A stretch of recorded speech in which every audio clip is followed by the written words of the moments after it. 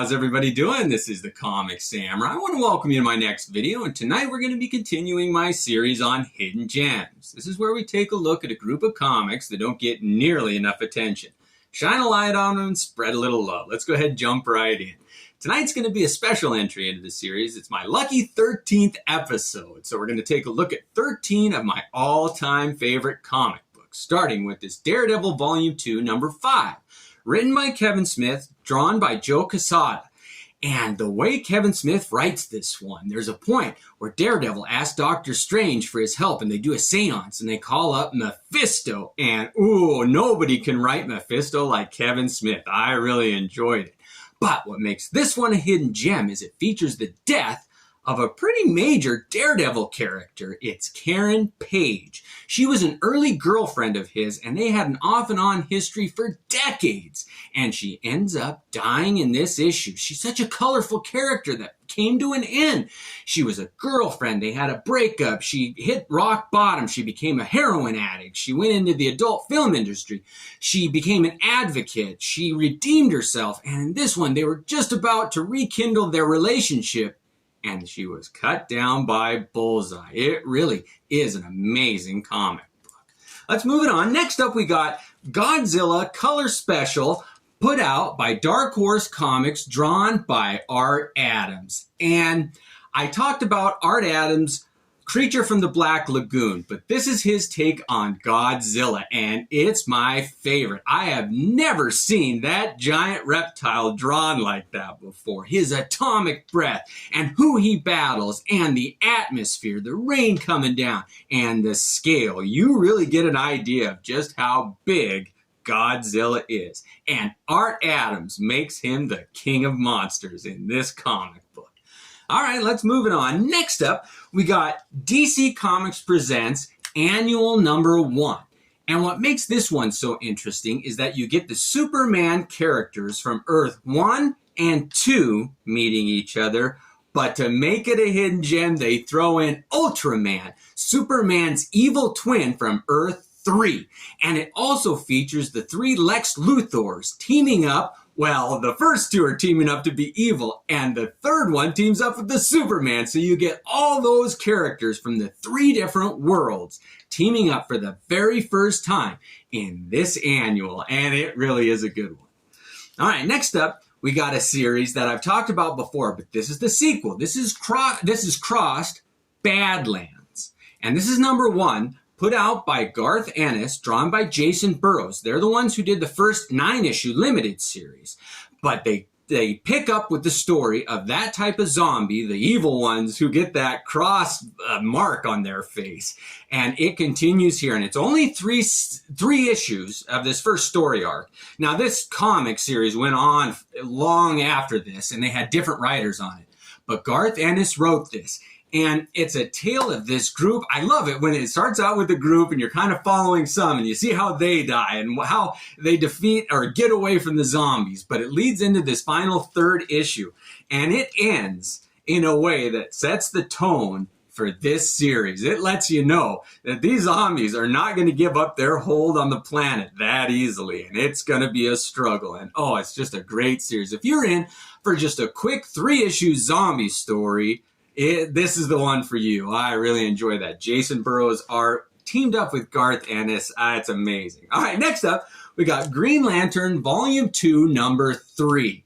And for years and years, they set up conflict between Guy Gardner and Hal Jordan, and it finally comes to a head in this issue. And they take their rings off, and they have a fist fight, and it is good. I just love seeing Guy Gardner catch a hook to the chin. It really was a great issue. And this cover, I can't believe they show a punch landing on the cover. But what makes this one a hidden gem is there's a point where those 2 without their rings have to fight these 2 rednecks that picked up their rings. And you find out why the rings only go and allow Green Lanterns to be men who have no fear. They're able to face down these 2 guys, and it really is chilling that to really realize that what it takes to be a Green Lantern, you just can't be afraid. And these 2, they are a force to be reckoned with, even without their rings. Next up, we got The Incredible Hulk Annual 15. And Michael Zeck did the cover on this. And I always love when two iconic characters from a title battle. And nobody can go toe-to-toe with the Hulk like the Abomination. Now, he's a villain, and the Thing is the other character that can probably stand up to him, but he's not a villain. But the Abomination just exemplifies every bad quality that the Hulk doesn't have. And he's not Emil Blonsky, the original Abomination in this one. It's the same body, but it's taken over by somebody else is controlling him. And he's even more evil than Emil. And it's Sal Buscema does the art in this. And he's perfected being able to draw the face of that rage-filled, like that look. Nobody can draw that like Sal Buscema. And they really have page after page of good fighting in this comic book. But if nothing else, this cover. It's my favorite one of the Hulk fighting the Abomination. I like that cover. But they made a mistake on this one too. They colored the Hulk green, but it's not the green Hulk that the Abomination is fighting. It's the gray Hulk. And that's my favorite iteration of the Hulk. And he fights the Abomination. You get to see how that version of the Hulk goes against his strongest enemy. All right, next up we got a two-parter. This is Iron Man number 249 and 250. And what makes this a hidden gem is the art in it. It is all drawn by Bob Layton, and he is the definitive Iron Man artist. If you want two comics that aren't that expensive or that hard to find, that have the best example of Iron Man art drawn by Bob Layton, the best Iron Man artist with excellent writing, this is the series for you. It teams up Doctor Doom with Iron Man again. They teamed up 100 issues ago in issue number 150. And they have to go and kind of join forces again and battle each other again in this. But the way that Bob Layton draws those two armors and reflective surfaces and explosions and even cars, he draws like this Lamborghini convertible car in this. Oh, you can look at the backgrounds in this and just get an eye candy 10-minute read. I mean, it really is enjoyable. All right, moving on, we got The Flash number 209. And I always like to feature one that's all about the cover. And this one has got one of my favorite Michael Turner covers on it. It's got the Flash and other members of the JLA, but the way they colored it, the way they inked it, I just thought Michael Turner had a beautiful cover on this one. What makes it a hidden gem is the story inside is where Wally West, the current Flash in this story, reveals to the other members of the Justice League his identity. Their minds were wiped by Hal Jordan earlier, and this is the one where he tells them, I'm Wally West. And it just lets them regain their memories of Barry Allen, too. That's how he justifies revealing his identity. Now, it does show the Flash racing Superman on this one, but they don't race inside. They just travel at high speeds looking for Wally's girlfriend or wife, I can't remember, but it's not exactly a race, but Wally's thinking the whole time. You get to see his thought balloons, and he says, I know I could take Superman. It's fun to see Wally with some confidence, knowing he's faster than Superman. He says he could sap Superman's speed if he wanted to. Next up is why I make these videos. This is a perfect example of a hidden gem. It's Green Lantern number 54. And what makes this one a hidden gem is that it's got a controversy. It's noteworthy. There's a historical reference to it. A whole term was created because of this comic book.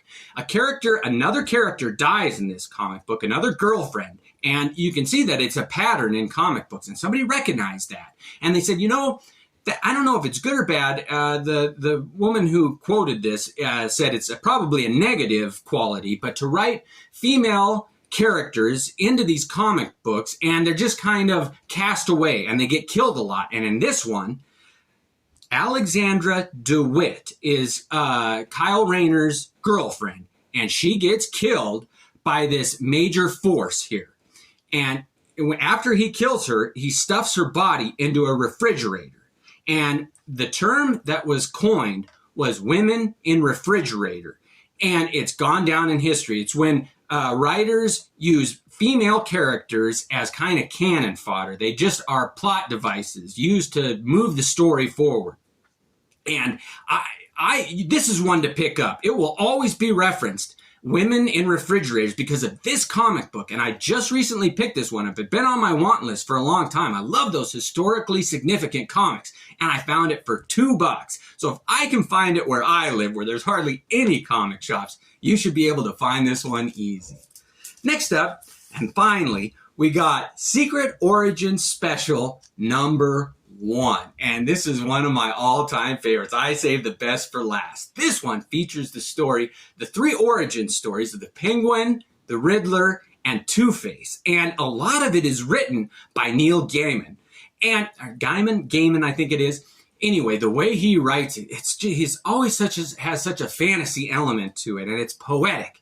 But the first story, that's Penguin's origin, is drawn by Sam Keith, and it really is well done. And the way the Riddler story is written, it's like you're hearing his origin, or are you? You don't know. It's an enigma. Oh, it really is a good one. And Two-Face, oh, what a tragic character he is. And they captured it so well here. And this cover by Brian Boland. Now, this should be a poster. Look at those 3. And another thing that makes this a hidden gem is that the Joker does make an appearance, and he upstages everybody, as he is wont to do. All right, well, I hope you enjoyed these comic books tonight. Let me know if you thought they were hidden gems. Have a good one.